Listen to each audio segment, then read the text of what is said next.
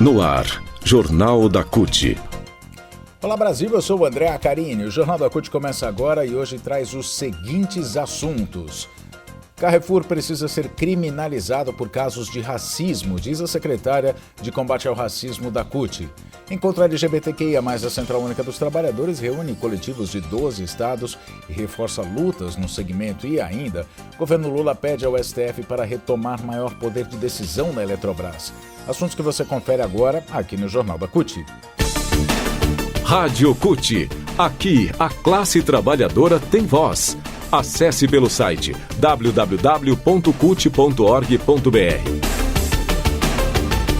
O Jornal da CUT começa falando sobre um caso, mais um, no Carrefour de racismo. Um casal negro foi espancado por seguranças dentro de uma unidade do Carrefour em Salvador, na Bahia. Isso aconteceu na sexta-feira. A sessão de tortura e xingamentos foi filmada e viralizou nas redes sociais no fim de semana.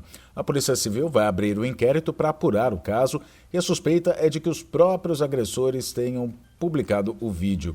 No Carrefour, as imagens mostram o casal rendido e tomando tapas na cara. Os agressores acusam ambos de furto de leite em pó. Sob intensa coação, a mulher afirma se chamar Jamile e justifica o suposto furto porque precisava levar leite para a filha. O espancador também diz, aspas, tá ligado que aqui tem polícia, né? Fecha aspas. O homem agredido identificou-se como Jeremias, foi forçado a falar o nome da mãe e também apanha no rosto, é o que mostra o vídeo. Esse caso de violência e racismo se soma a outros dentro das lojas do Carrefour. Se a empresa não for responsabilizada criminalmente, se não for para o banco dos réus, nada vai mudar, porque vai continuar a responsabilizar terceiros pelos crimes. É o que entende a secretária de combate ao racismo da CUT Nacional, a Natalina Lourenço. Ela diz que o Carrefour não aprendeu nada com as denúncias, fez uma ação pontual sem mudar a estrutura e a formação de seus prestadores de serviço, porque tem uma conivência da sua direção. Portanto, o Carrefour é coautor dessas ações, diz a Natalina. O que acontece é que esses seguranças são de empresas terceirizadas. A dirigente acredita que a violência contra o casal pobre e negro será logo esquecida pela opinião pública. Segundo ela, a punição no Brasil funciona a partir da tonalidade de pele. Ela diz que o racismo é fenótipo no Brasil. Quanto mais escuro o tom da pele, mais discriminada será a pessoa. Ela compara o caso desse casal que roubou um leite que custa algo em torno de R$10 com o da estudante de medicina que desviou R$1 milhão de uma festa de formatura de seus colegas da Universidade de São Paulo e responde em liberdade. E o dos brancos ricos e acionistas das lojas americanas que provocaram um rombo de bilhões de reais. Nem a estudante, nem esses empresários estão presos. A Natalina diz o seguinte ainda, que o racismo é extremamente perverso e orienta a conduta social dos agentes de segurança, do judiciário e das autoridades do Estado, que normalizam a brutalidade cometida contra um grupo majoritário, pobres e negros, mas que do ponto de vista político não é majoritário.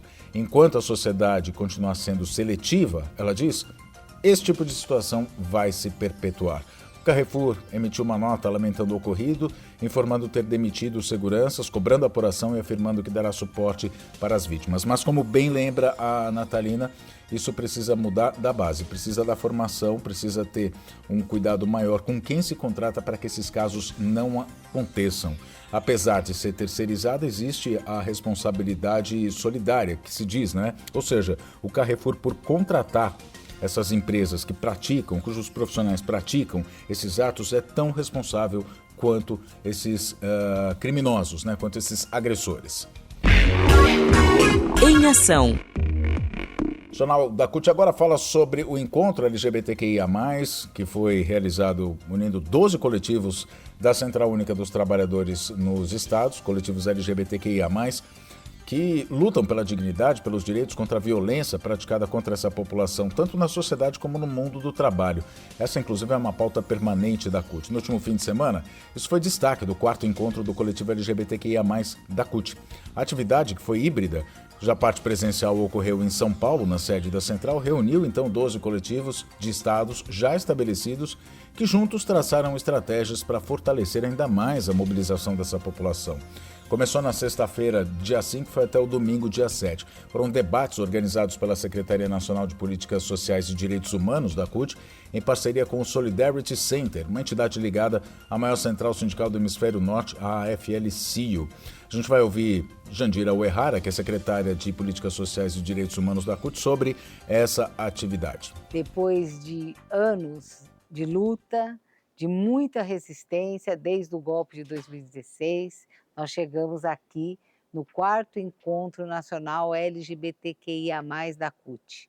Esse é um momento muito importante, porque nós realizamos esse encontro num momento de muita esperança, de muita disposição de luta e de muita disposição para que a gente avance nesse país, na democratização, na reconstrução e principalmente na transformação do Brasil.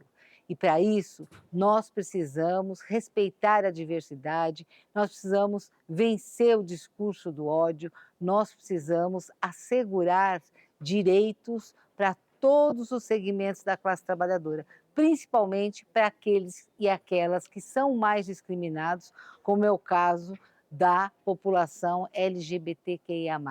Então, esse 4º encontro, com certeza, nós vamos sair daqui com resoluções de organização e de luta que serão muito importantes no próximo período. Bom, o resultado positivo dos debates, foi destacado, então, pela dirigente, pela Jandira Uehara. Ela disse que foram 3 dias de muita conversa, muita interação, proposições para reforçar a luta da população LGBTQIA+. Destacou ainda que esse é um momento de esperança, como ela disse agora, de disposição e luta pela redemocratização do Brasil, e esse cenário é propício para que se avance nesse tema. A realidade política do Brasil hoje, cujo horizonte aponta para um restabelecimento do diálogo com o governo federal sobre as pautas mais urgentes do segmento, foi destaque no encontro, que debateu a ampliação, dos coletivos, a atuação sindical, a defesa dessa população e o fortalecimento de ações como o Projeto Pride, que a gente já falou aqui em certa ocasião no Jornal da CUT, que é um projeto realizado em parceria com a OIT, Organização Internacional do Trabalho, que propõe aumentar, ou que visa, trabalha para aumentar a participação da população LGBTQIA+, com foco na população trans, na economia formal e no mercado de trabalho. O Val Siqueira, que é coordenador nacional do coletivo LGBTQIA+, da CUT, diz que o debate reviu o que já foi discutido lá atrás, no encontro anterior, no 3º encontro, que foi realizado ainda sob um governo fascista e com muitas dificuldades. Só que a CUT é uma entidade, ele diz, de representação e importância nacional. E houve pontos em que teve avanço. Agora, o que se faz é atualizar a pauta e reforçar as lutas, ele diz. Também membro do coletivo, o professor da Rede Pública do Ensino em São Paulo, o Zezinho Prado, reforçou a importância da realização dos debates no encontro, em referência ao período em que as populações minorizadas, negros, mulheres, indígenas, e no caso aqui que a gente está falando LGBTQIA+, foram perseguidas pelos governos de Michel Temer e Jair Bolsonaro. O dirigente afirmou que a população ficou sem voz e por isso agora, com o governo progressista, é hora de reforçar as ações. Ele pontua: a gente vai reconstruir tudo aquilo que nos foi negado e tirado nesses 6 anos. Notícias. Fala sobre a Eletrobras agora, uma manobra durante o processo de privatização da Eletrobras, que foi vendida a preço abaixo do valor de mercado pelo governo de Jair Bolsonaro, de até 40 bilhões, essa defasagem, expõe mais uma faceta de como a venda da estatal foi direcionada para favorecer alguns grupos econômicos. É o caso dos votos a que tem direito o governo federal nas decisões da diretoria da Eletrobras. O governo tem 42,6% das ações, é o maior acionista, mas o peso dos seus votos é apenas 10%. Antes da venda da União, a União tinha 72% das ações e com a capitalização deixou de ser o acionista majoritário. Porém, nenhum acionista sozinho tem a maioria das ações. Ou seja, não tem mais de 50%, mas ainda assim a União é quem tem mais ações da Eletrobras. O que está acontecendo agora é que o governo Lula está questionando essa cláusula junto ao Supremo Tribunal Federal numa ação direta de inconstitucionalidade, uma ADI, que foi pedida pela Advocacia Geral da União na sexta-feira. A ADI também é assinada pelo presidente Lula. Para o governo, a decisão de que ninguém poderia exercer o direito de voto de acordo com o número de ações que possui deveria valer apenas para quem comprasse ações acima de 10% depois da privatização e não valesse para quem já tinha maioria antes da venda. O Ícaro Chaves, que é diretor da Associação dos Engenheiros da Eletrobras, ele diz que essa ação no Supremo é bem limitada e não questiona a privatização em si, mas a malandragem foi feita para que grupos econômicos privados pudessem ter o controle da Eletrobras. Então a ação é limitada, mas ainda assim tenta devolver ao governo o poder de ação dentro da Eletrobras. Segundo o Ícaro, o controle acionário da estatal, da ex-estatal agora, né, está dividido entre o governo, que tem maioria, os grupos BlackRock, o Soberano de Singapura, né, cada um em torno de 4 a 5% das ações, fundos privados com cerca de 1,5% e o grupo 3G com apenas 0,5%. Ou melhor, nem 0,5%, é 0,05% das ações.